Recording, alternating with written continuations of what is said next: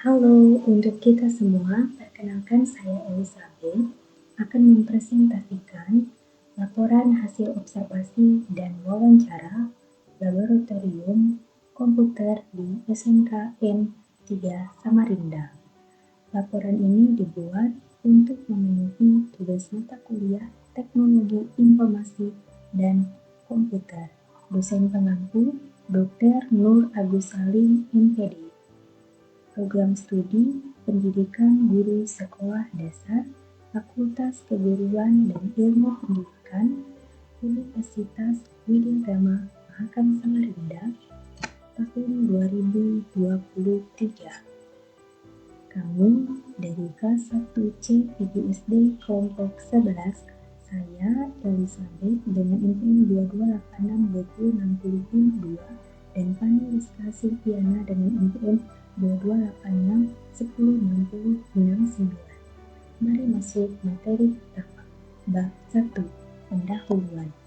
A1. Latar belakang. Teknologi Informasi dan Komunikasi (TIK) adalah segala kegiatan yang terkait dengan pemrosesan, pengolahan, dan penyampaian atau pemindahan informasi antar sarana atau media. Secara pengertian, teknologi informasi digunakan untuk mengolah informasi. Contoh teknologi informasi adalah komputer. Komputer merupakan media atau alat bantu untuk mempermudah pekerjaan seseorang, contohnya dalam bidang pendidikan. Komputer dapat membantu para pendidik untuk mengajar dan menyajikan pelajaran yang menarik dan kreatif bagi di sekolah maupun di perguruan tinggi, sehingga peserta didik merasakan kenyamanan dengan pengajaran yang diberikan oleh pendidik tersebut. Komputer juga dapat membantu peserta didik untuk belajar dengan berbagai macam fitur menarik komputer yang membuat belajar menjadi menyenangkan. Untuk memenuhi tugas TIK, maka kami memilih SMKN 3 Samarinda sebagai tempat observasi dan wawancara dalam mengkaji dan membedah mengenai laboratorium komputer di sekolah tersebut. A2. Rumusan masalah. Berdasarkan latar belakang permasalahan di atas, maka dirumuskan permasalahan sebagai berikut. 1.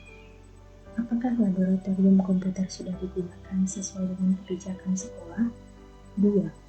Apakah program untuk laboratorium komputer telah dilaksanakan sesuai?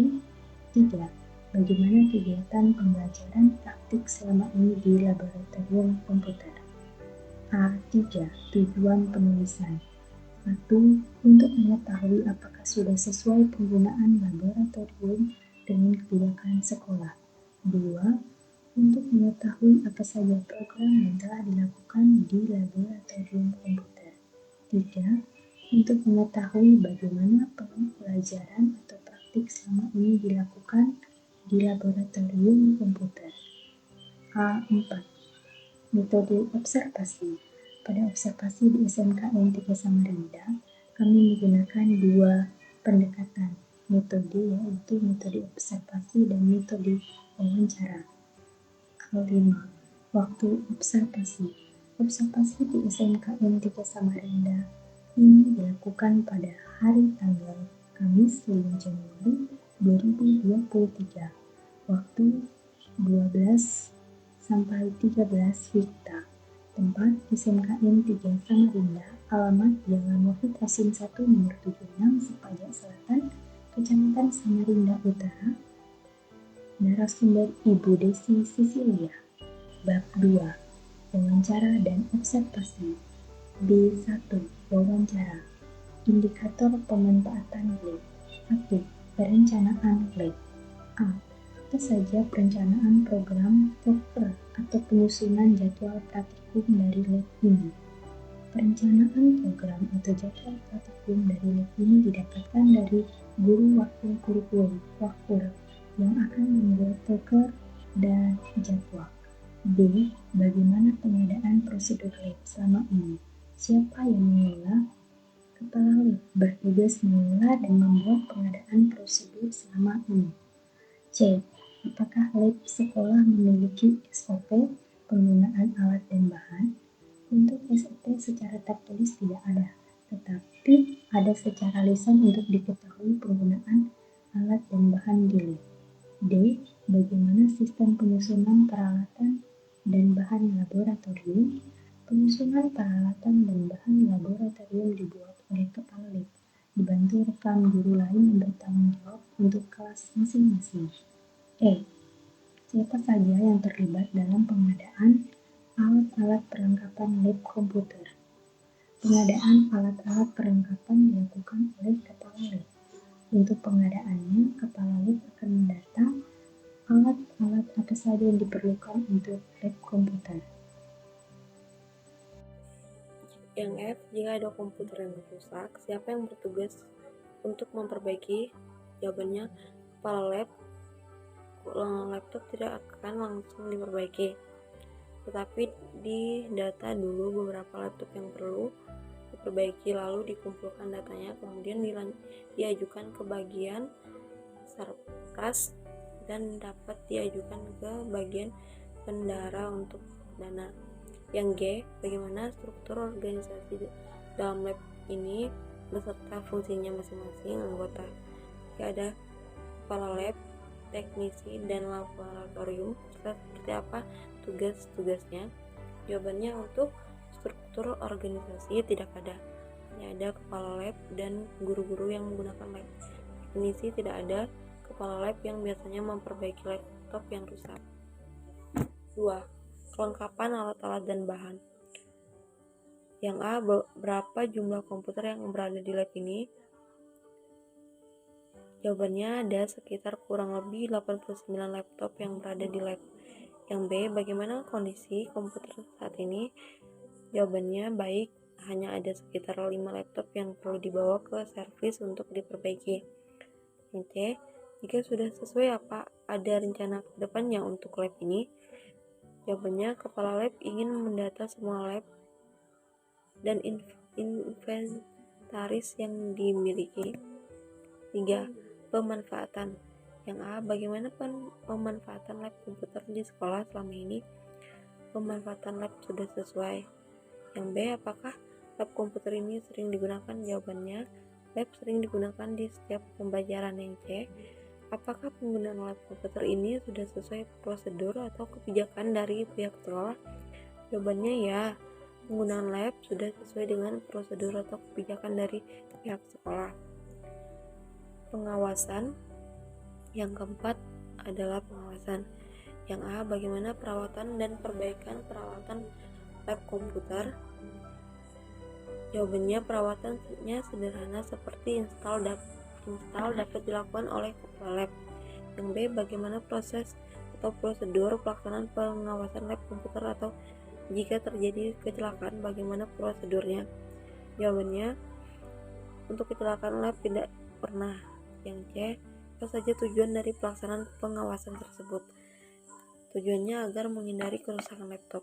Kepala lab bertugas untuk mengecek tiap-tiap lab, atau jika ada laporan dari guru maka akan dilakukan perbaikan, atau dapat juga guru menangani sendiri maka tidak akan dilaporkan.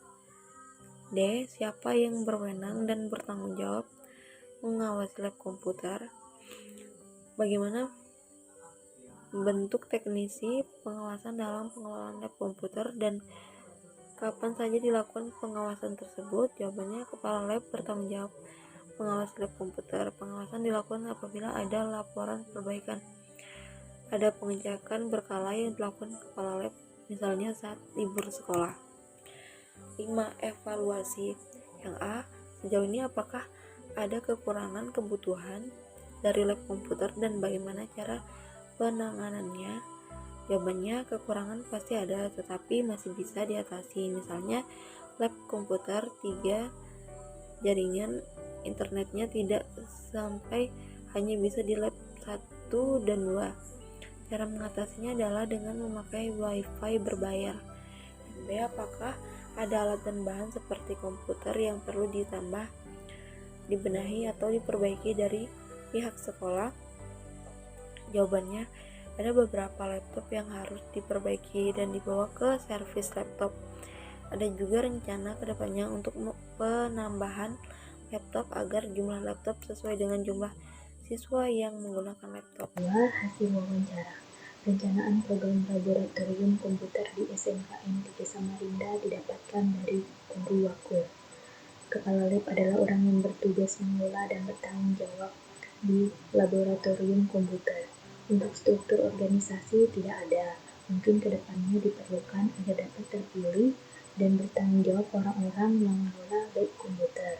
Untuk kelengkapan alat-alat dan bahan sudah baik, tetapi untuk kedepannya diperlukan penambahan laptop agar jumlah laptop sesuai dengan jumlah rasio siswa yang menggunakan laptop. Kesimpulan dari hasil observasi dan wawancara yang telah dilakukan di SMKN 3 Samarinda bahwa pemanfaatan laboratorium komputer sering digunakan saat pembelajaran dan sudah digunakan dengan sesuai kebijakan sekolah. Bab 3 penutup.